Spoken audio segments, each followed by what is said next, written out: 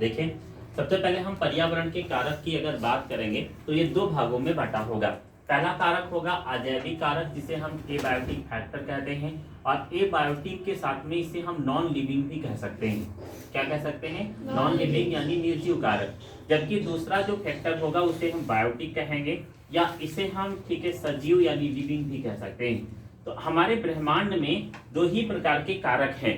हम जहां तक भी अपनी नजर दौड़ाएं, कल्पना करें, तो हमें केवल दो ही चीजें दिखाई देंगी। पहला हमें निर्जीव दिखाई देगा जिसमें सजीवता नहीं है, और या फिर हमें जो कुछ दिखाई देगा वह सजीव दिखाई देगा। फॉर एग्जाम्पल कल्पना करो क्या निर्जीव दिखाई दे रहा है? प्रकाश, तापमान, जल, वर्षा, वायु, वायुमंडलीय आर्द्रता, वायुमंडलीय गैसें, मृदा, मृदा के अंदर जल, मृदा के अंदर पाए जाने वाले ह्यूमस, मृदा का प्रकार, मृदा का संस्तर, और इसके अलावा पर्वत, पर्वतों की दिशा, पर्वतों की ढलान, पर्वतों की लंबाई, ये सब दिखाई दे रहा है। This is the non living factor and this is the abiotic factor. इन्हें हम अजैविक कारक कहते हैं। जैविक क्या है? हमें पेड़ पौधे दिखाई दे रहे हैं, हमें जंतु दिखाई दे रहे हैं, हमें कुछ जीव ऐसे भी पृथ्वी पर हैं जो दिखाई नहीं दे रहे हैं परंतु सजीव हैं, like bacteria, like fungi, like types of algae, और कुछ ऐसे जीव भी पृथ्वी पर हैं जो जंतु से पादप या पादप से जंतु के रूप में परजीवी रूप में जुड़े हैं या सहजीवी रूप में जुड़े हैं। तो this is the factor of environment. ये पर्यावरण के कारक हैं। अब आप पहले को देखिए, अजैविक कारक यानी non living factor, abiotic factor मुख्य रूप से तीन श्रेणी में बांटा हुआ है। पहला जो मृदा पृथ्वी पर हमें दिखाई दे रही है, जिससे पृथ्वी का मैक्सिमम हिस्सा फार्म निर्मित हुआ है, इस मृदा में मृदा का गठन हमें पढ़ना है, जिसमें हमें यह जानना है कि मृदा का जल क्या है, मृदा की वायु कैसे होती है, और मृदा में ह्यूमस कैसे पाया जाता है या ह्यूमस किसे कहते हैं। दूसरा मृदा जनन, इस पृथ्वी पर आज जो कुछ भी हम मृदा के रूप में देख रहे हैं इसका निर्माण कैसे हुआ है, पीडोजेनेसिस क्या है, जहां हम पढ़ेंगे कि चट्टानों के वेदरिंग के द्वारा, विखंडन के द्वारा आज पृथ्वी पर अरबों करोड़ों वर्ष के दौरान मृदा का निर्माण हुआ है, जहां पेड़ पौधे दिखाई दे रहे हैं। मृदा संस्तर, इस पृथ्वी की गहराई कई किलोमीटर यानी लाखों किलोमीटर या हजारों किलोमीटर तक नीचे की तरफ जाने पर कितनी प्रकार की मृदा के संस्तर पाए जाते हैं। हमें स्थलाकृतिक कारक, स्थलाकृतिक का मतलब ये है किसी क्षेत्र इकाई का स्थल कैसा है, वहां पर पर्वत की दिशा पूरब है, पश्चिम है, उत्तर है या दक्षिण है, ये भी प्रभावित करती है। वहां पर पर्वतों की ऊंचाई कम है, ज्यादा है, समुद्र तल से कितना ऊंचा है ये भी प्रभावित करता है। ऑलरेडी आपको पता है ऊंचाई की तरफ जाने पर ऑक्सीजन की कमी होने लगती है। इसके अलावा पर्वतों की ढलान बिल्कुल टैपर्ड है या ब्रॉड, ठीक है, माउंटेन एरिया है, ये भी प्रभावित करता है। इसके अंतर्गत हम स्थलाकृतिक कारक पर अध्ययन करेंगे।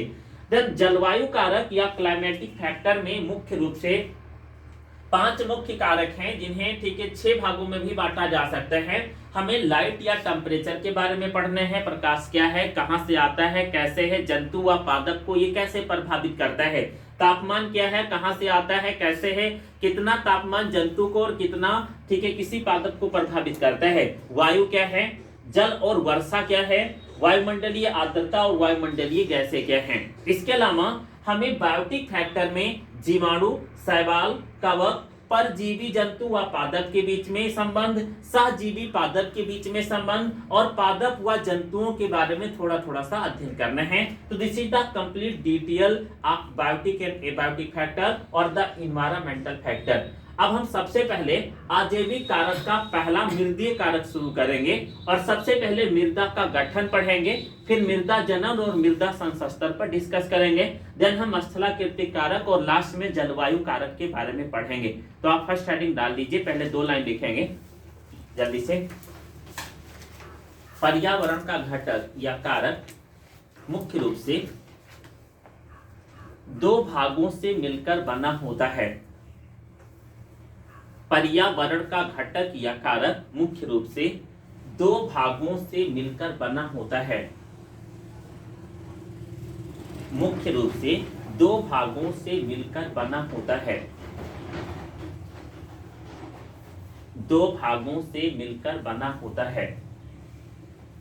प्रोग्राम करके लिखेंगे, पर्यावरण में पाए जाने वाले सजीव जैविक घटक कहलाते हैं।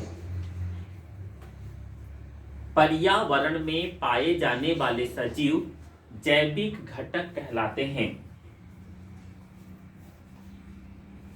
पर्यावरण में पाए जाने वाले सजीव जैविक घटक कहलाते हैं, जबकि पर्यावरण में पाए जाने वाले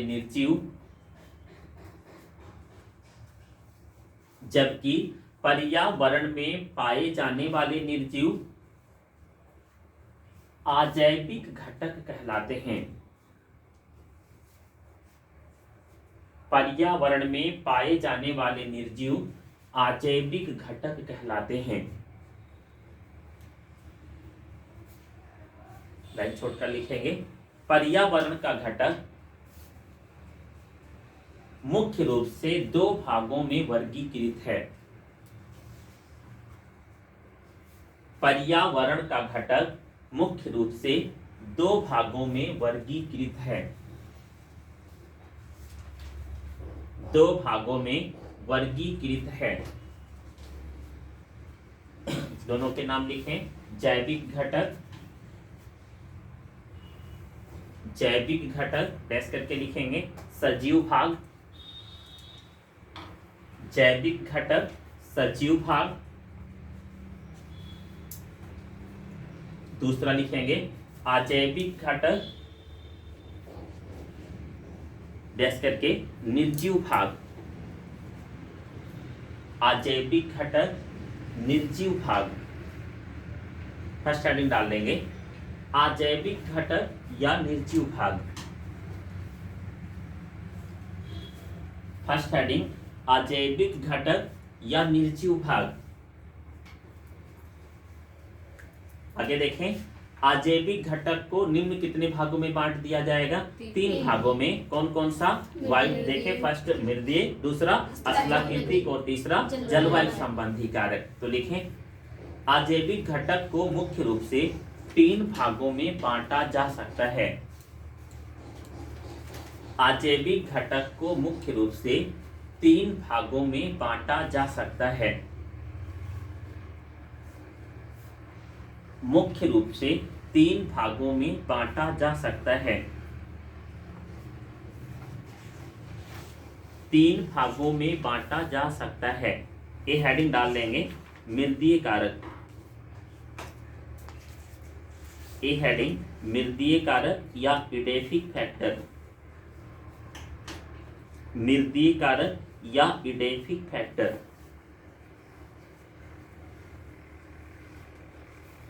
ठीक है, इडेफिक फैक्टर पर हम डायरेक्ट आ जाते हैं। इडेफिक फैक्टर क्या है?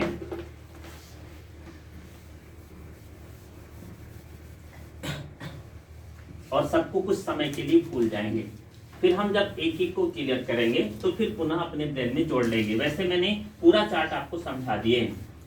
इस ब्रह्मांड में जितने भी प्लांट और एनिमल्स हैं, इन प्लांट और एनिमल्स को जब भी ऊर्जा मिलती है या पोषण मिलता है तो उसका मुख्य माध्यम मृदा है, क्योंकि बिना मृदा किसी भी पादप को पोषण नहीं मिल सकता है और बिना पोषण कोई भी जंतु पृथ्वी पर जीवित नहीं रह सकता है।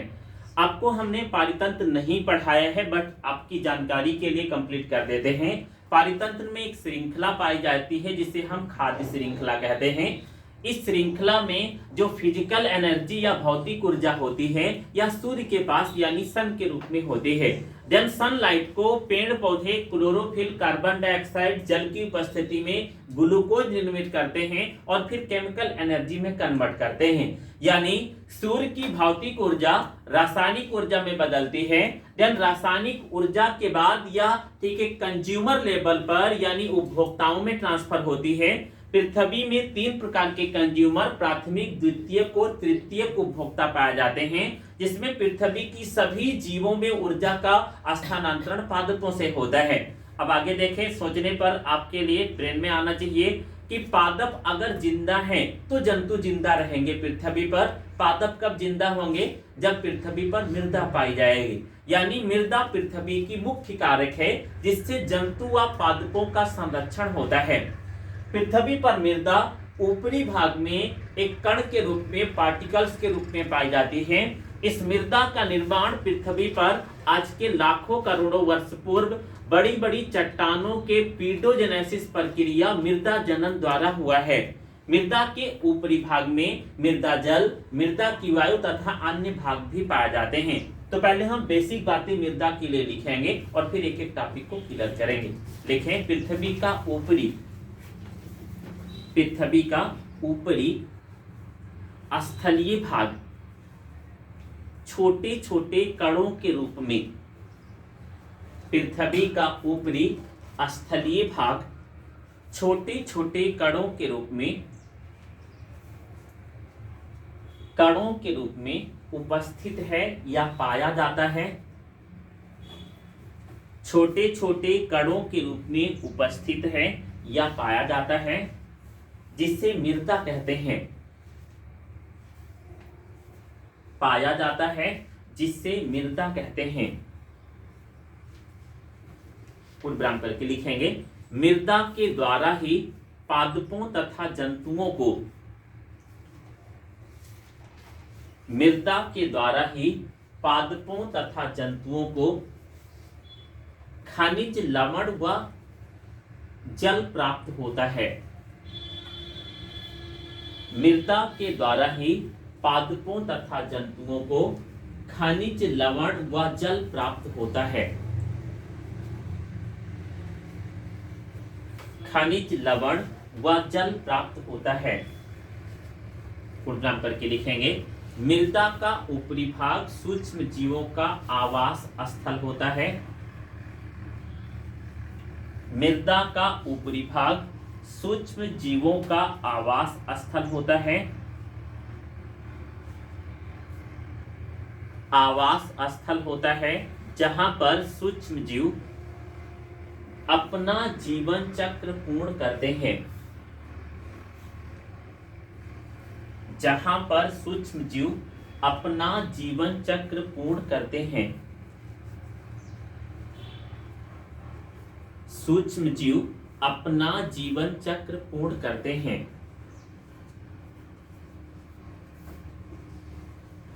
छोड़कर लिखेंगे मृदा के मुख्य अवयव निम्न प्रकार हैं। मृदा के मुख्य अवयव निम्न प्रकार हैं।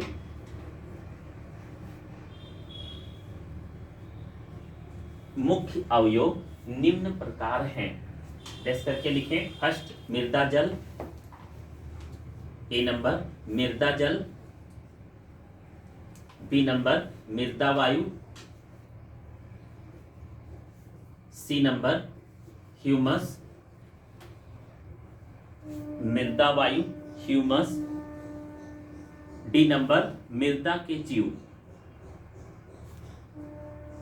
डी नंबर लिखेंगे मृदा के जीव। ठीक है, हम फर्स्ट ऑफ ऑल इतना जान लेते हैं कि पृथ्वी पर अगर कोई सजीव जिंदा है तो वह मृदा के कारण जिंदा है। मैंने आपको एक विशेष प्रकार की लॉजिक दी कि पृथ्वी पर ऊर्जा तभी स्थानांतरित होगी जब पेड़ पौधे होंगे।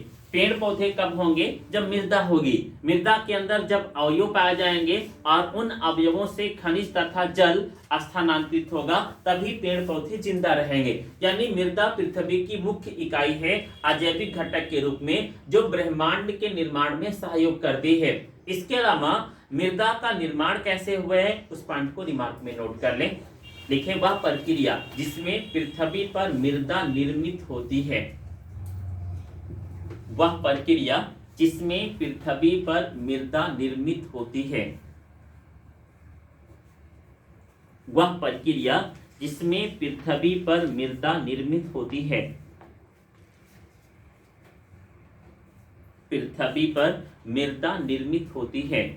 मृदा जनन ब्रैकेट में पीडोजेनेसिस, मृदा जनन ब्रैकेट में पीडोजेनेसिस कहते हैं। मृदा जनन ब्रैकेट में पीडोजेनेसिस कहते हैं। रिमार्क 2 लिखें इसी समय। विज्ञान की वह शाखा जिसके अंतर्गत द ब्रांच ऑफ साइंस, विज्ञान की वह शाखा जिसके अंतर्गत मृदा का अध्ययन किया जाता है पीडोलॉजी कहलाता है। The branch of science study soil parts known as pedology. विज्ञान की वह शाखा जिसके अंतर्गत मृदा का अध्ययन किया जाता है पीडोलॉजी कहलाता है। पीडोलॉजी कहलाता है। रिमार्क के बाद फर्स्ट हेडिंग डाल देंगे मृदा जल या मृदीय जल। पहले हम जल के बारे में पढ़ेंगे, देन हम वायु और देन ह्यूमस और देन मृदा के सूक्ष्म जीवों के बारे में अध्ययन करेंगे। तो फर्स्ट हेडिंग डाल देंगे मृदा जल। वीडियो सेगमेंट पॉज कर दें। जल है, इसे मुख्य रूप से 5 भागों में बांटा गया है। पहला जल, दूसरा जल, तीसरा जल, चौथा जल और 5वां जल। पहले जल को हम हाइग्रोस्कोपिक वाटर कहते हैं। यह जल ठीक है आर्द्रता जल कहलाता है, जो पृष्ठीय बल पृथ्वी के कणों के मध्य दो विशेष प्रकार के बल पाए जाते हैं, जिन्हें कोहेशन फोर्स संसंजी बल या आसंजी बल कहते हैं। इसके कारण कणों के बाहर लेयर के रूप में, परत के रूप में जल उपस्थित